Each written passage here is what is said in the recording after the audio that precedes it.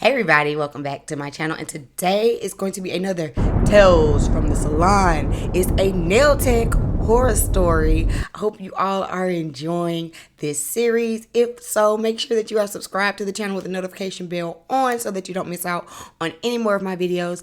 You comment down below and tell me what you're thinking about these stories overall. Today's creator's name is Yasmin Yael, and her video is entitled "My Skin is Peeling." Nail tech horror story. So we're going to go ahead and get into it. If you want to check this creator out and send her some love from the Beauty Gang, then check out the link down in the description box below.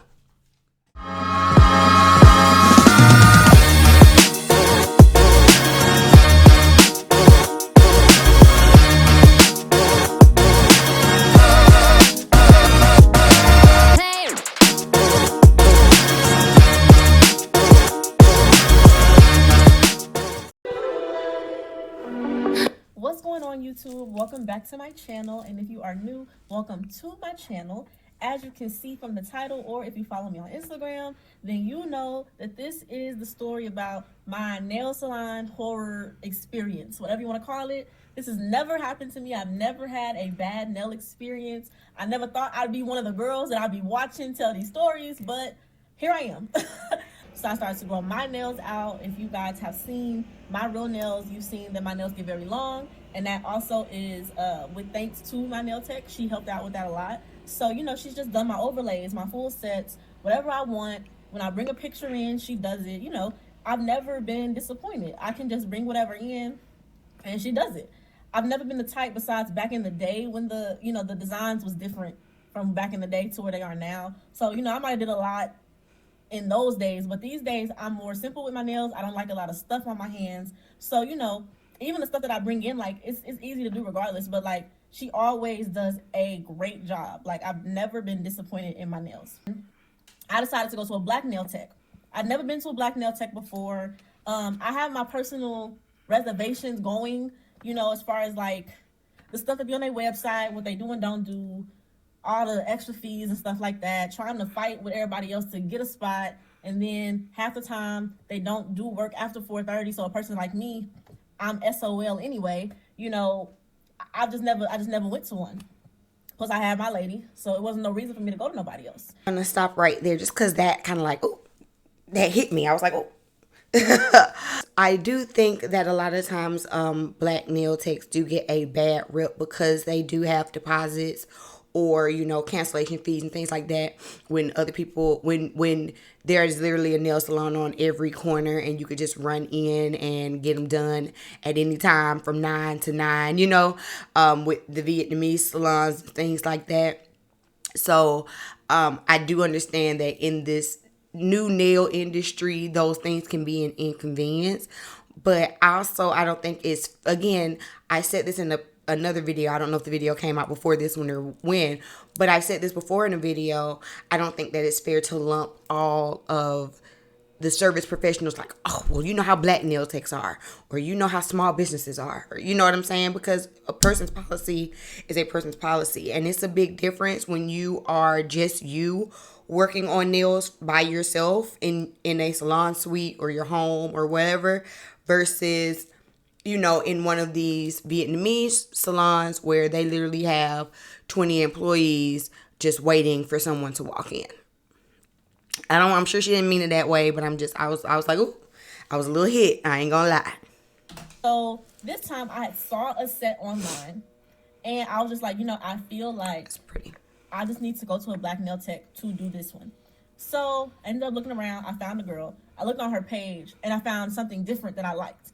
And so I ended up booking her and getting that one, that set that I like. I'll put it up here somewhere.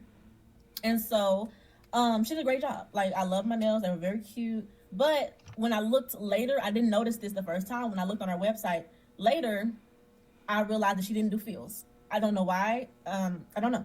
But she doesn't do feels. So I wanted to go and have her just do a feel for my birthday because it was very close at that point. But she didn't do them. So I was just like, okay, I'll just go to Tina, my lady, and I'll just have her redo this and, you know, go from there. Question: why don't you do feels? I don't do nails full time, so and when I'm in the salon, I don't do acrylic nails. I really only do acrylic like in my home, on myself, or on certain clients who I built that rapport with. But I just wonder, like, why would you not do fields? Especially, like, I understand when people say I don't do fields on other people's work, because you can't guarantee the integrity of the next person. Like, you don't know what type of acrylic they use. Sometimes people use illegal acrylic and things like that. So I can understand not doing fields on other people's work. But why would you not do fields on your own work? That doesn't make sense to me. So I'm sitting there, I get my pedicure done, sitting there, and then she comes over. And sometimes if you go to a certain nail tech or stuff like that, and if they know you don't went to somebody else, they want to see your hands. So she comes and she looks at my hands and she's like, "Oh, so ugly, so ugly." I'm like, "Oh my gosh, here we go." So this is something that me and my mom joke about all the time, when it comes to like hairstylists in particular. But beauty professionals, we're all kind of in that same realm, where like if you go to someone else and then you go back to your home salon, the stylist or the artist or whomever tends to make a comment about the person's work because they don't want you going to no one else. They want you to stay with them. Sometimes those comments can be true. Sometimes those comments can be false. I don't think I've done it, where a client may have seen someone else and then I come in and I critique the other person's work, because I just think it's rude. I just think it's rude. But I understand that this is something that happens a lot because you don't want your clients to be out here searching for other people. You get what I'm saying? So sometimes you have to just take those little like comments and let them roll off your back, because it's like I said, it's a competitive type of thing. And one more thing with her, she says it had been a month since she had gotten those nails done, and they were still intact. Of course, they had some grow out, but they were still intact. That's actually really, really good, because you can go to people, like I've gone to places when I just didn't feel like doing my own nails, and a nail will be broke in a week. You know what I'm saying? So if she still had all her nails intact after a month, even though there was grow out, that says that the nail artist that she went to did a pretty decent job. Even though she said there might be some tweaks, maybe it's a little bit of shaping, and sometimes we're all still perfecting our craft. But overall, if you can keep a set for a month, you're doing pretty good. So she was cutting my nails off, the tips, because at that point, like, my nails were very short. So she was cutting the tips off. I'm thinking she's gonna cut the tips off and then get the acetone and put my hands in acetone. That's not what she did though. She started to just rip my nails off my fingers. Now, she didn't just rip them off, but like, she got one of the acrylic tips and was just popping them, going underneath to get the nail off. Popping them. Now, I don't mind when, if like I have like a broken nail, or if one is just like, it's loose enough to where all you need is a good little amount of pressure to get it off, and you don't have to soak it like that one nail by itself. I don't mind that. But ripping off all of my nails, no ma'am. And the thing about it, like I said, the nails were in good condition still. Like, they weren't lifting or nothing. So you're really forcing this acrylic off of my finger, which is going to damage my nails. And that's what she did. 2 of my nails, she ended up cracking trying to get underneath it. I say it all the time. If someone is doing something as a service that you are uncomfortable with, or that is going to damage you in any way, speak up then. Don't let them just damage you. Don't let them just hurt you. You know what I'm saying? Speak up. Do not, you guys, and I am guilty of it from time to time too, but do not just go popping off nails. Yes, acetone takes longer. It takes a while. You got to have that patience.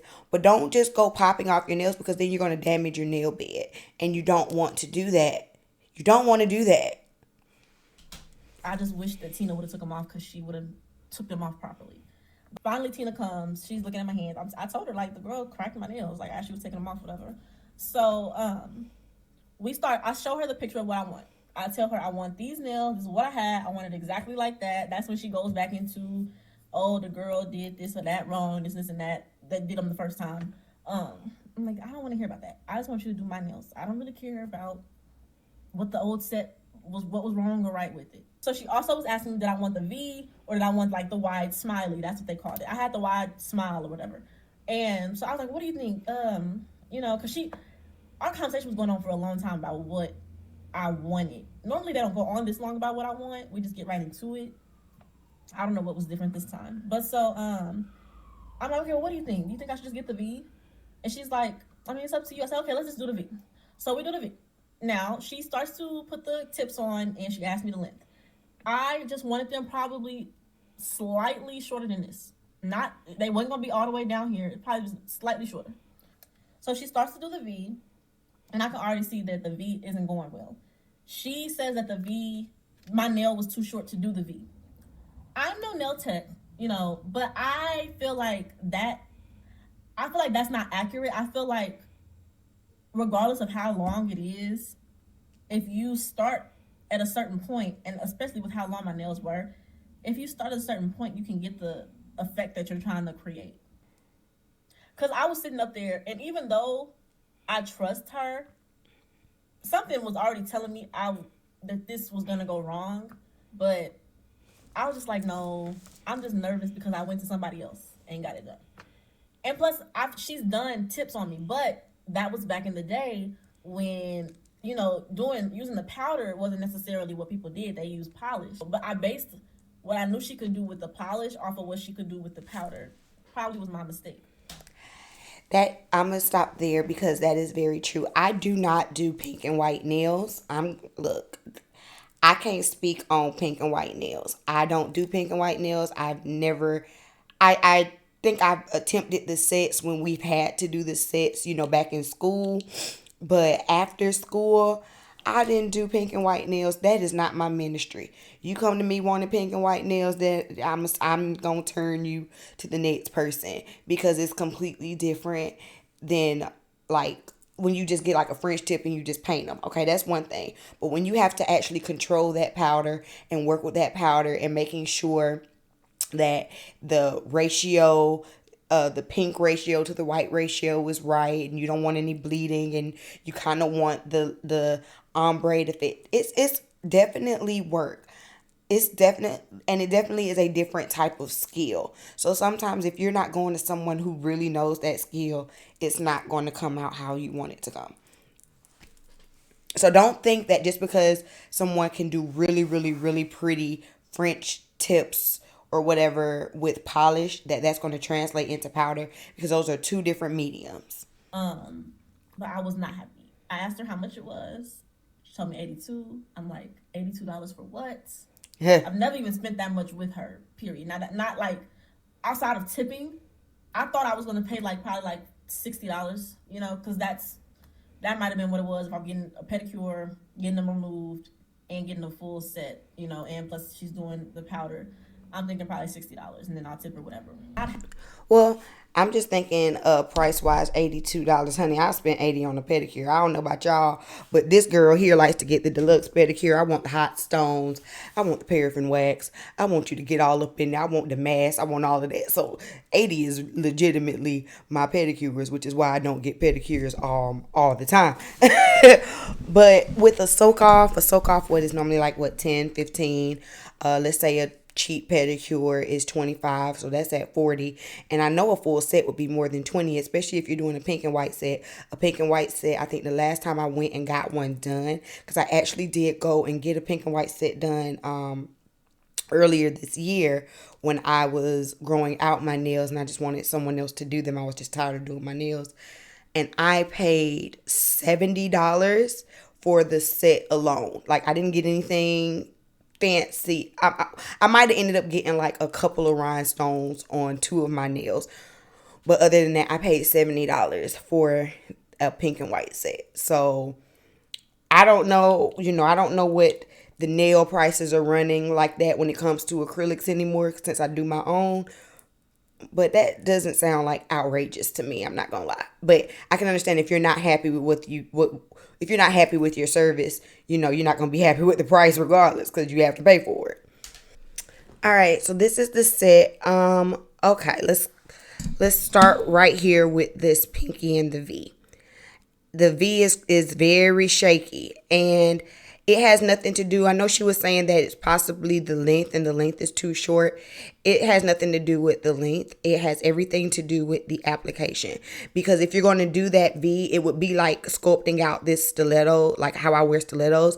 It would be like sculpting out the stilettos, and the length at which which this nail is, you can get a smooth, sharp stiletto at this length and then add the other ones to it. So for sure, it is not too short. I think that was an excuse, because these are not short nails. These are like a mid-length nail. These are not short nails at all. When we start coming over to where the smileys are, it's again how I was saying, that transition and that cleanliness. Because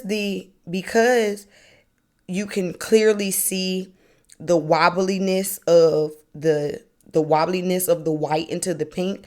Had she done just a little bit more, possibly sweeping of that pink and softening out that line, it wouldn't make it such a stark difference, so that you can really, because you want to get that, either you want it crisp or you want it subtle.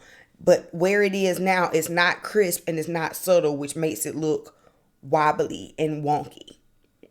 And what is all of this extraness on this nail here?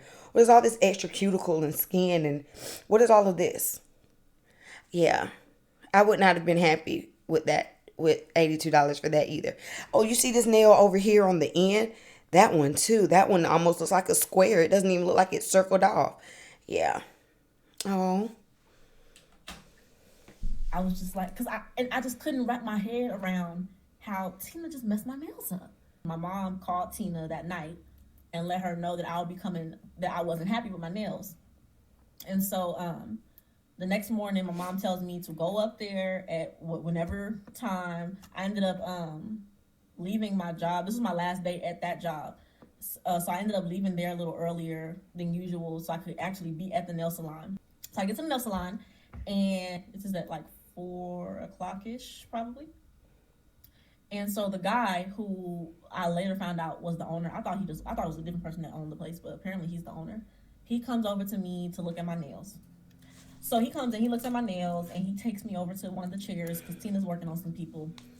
And so he gets the bowl of acetone and the hot water, he puts it all in there, and he has me put my hands in there. I should have known there was something wrong because my acrylic wasn't coming off. But, I'm just like, they were fresh. I had literally just got them done. So maybe, this is why. So I'm sitting there. He'd come over and he'd try to scrape some off. He ended up cutting me, like he cut my hands up. I'll show y'all pictures. Well, you probably can't even see them, but he cut my fingers up while he was trying to get it off. I'm going to pause right there, because this goes back to what I was saying earlier about using illegal powder. There is some powder that gets extra, extra hard, and it is damaging to the nail. No matter what, no matter if you've gotten the nails done yesterday or a month ago, if you have good acrylic, and you're using pure acetone, then it's a chemical reaction. It comes off. You get what I'm saying? So to have been soaking there for an hour and for the powder to still not come off, regardless if you got it done the day before or not, is a red flag. And that is something that a lot of people do not know about some of these nail salons. And like I said, I don't want to group all Vietnamese nail salons in the same boat, but it is common knowledge within the industry that a lot of times those nail salons do use illegal acrylic. She comes back over to me, and she's, trying to buff it off, and then she's like, wait a minute. And so she picks the bowl up, and she smells the bowl. And why did he have my hands soaking in alcohol for almost 3 hours? 2 hours for sure, almost 3 hours my hands were soaking in alcohol. I'm frustrated for her. Here I am, like, oh my God, they're using illegal acrylic on her. Like, what's going on? Why is it not coming off? She's been soaking for hours. This doesn't make sense. And the whole time she's been in alcohol and not acetone. Girl. You just waste. Throw the salon away. Throw the whole salon away. Oh man. Look at that. Look at she's this dry, is dehydrated. Poor thing. This is a mess. That is so sad. Well, 3 hours of alcohol, what do y'all think though? Like clearly, like it's just ripping away, eating at her poor little skin. Even if it were acetone. But my hands are literally, my skin is peeling off. Finally, she switches out. She gets the acetone. Now, guess what? Like the acrylic's coming off now because it's in the right thing. So she finally gets that off. At this point, I just want to go home. So it all comes off. She tells me go wash my hands and go on home. I'm like, cool, bye Tina. I wash my hands. I walk out the place. As I'm walking to my car, the owner, the guy, he comes out and he's like, I'm sorry about how long it took or whatever. And then he's telling me to come back. So I'm like, okay, what? And he pulls out money out of his pocket and he's about to give me another $20. So I'm taking the $20 and I'm like, are you sure? He's like, yeah, here. And so then all I see is Tina running out the door. He's like, and she's like, no, stop, no. I already give her 20. I already give her $20. I told you I give her. I'm like, what the heck is going on here? So as far as the pricing goes, a lot of times if the mistake is on the like service members end, the money will be taken out of their check, as reimbursement or whatever. So I guess all of the confusion about $20 versus $40 and all of this stuff was how much was going to actually be taken out of Tina's check. She might have been like, all right, I'll give back 20, but I still put in some work. I'm not giving back a whole 40. Either way, I don't even think this client was tripping about getting a refund. And a lot of times, in these stories, people be wanting their refunds. I don't think this client was tripping about wanting a refund. I think she just wanted her nails done, which is, ultimately at the end of the day, what happened. But this was definitely a headache to be dealing with, being in a salon for 2 days straight for 4 and 5 hours at a time, and then having peeling skin, nicked cuticles, cut nails. Like, oh, I'm sorry. That definitely would have been a salon horror story, especially to start your birthday off. I do want to say thank you again to this creator, Yasmin Yael, for sharing her story. I'm glad you at least got something together for your birthday nails. And again, like I was saying earlier, everyone can't do everything. Not all nail techs are proficient in all different trends and things like that. And sometimes things just don't translate from one medium to the next. So I agree with her. If you have a specific style or specific thing in mind, sometimes you have to find that backup style. Like I said, I wanted pink and white ombre nails. I don't do them. I went and got them done because I wasn't finna sit up here and be looking crazy. So yeah, but that's it, y'all. That was the end of today's Tales from Salon horror story reaction videos. Y'all tell me what you think about this. If you have any nail tech or beauty professional horror stories that you want to tell me about, sound off in the comments or send me a link to them through my DM on Instagram. All of that is down in the description box so that we can keep this series going. And I'm going to see y'all in the next video, all right? Peace.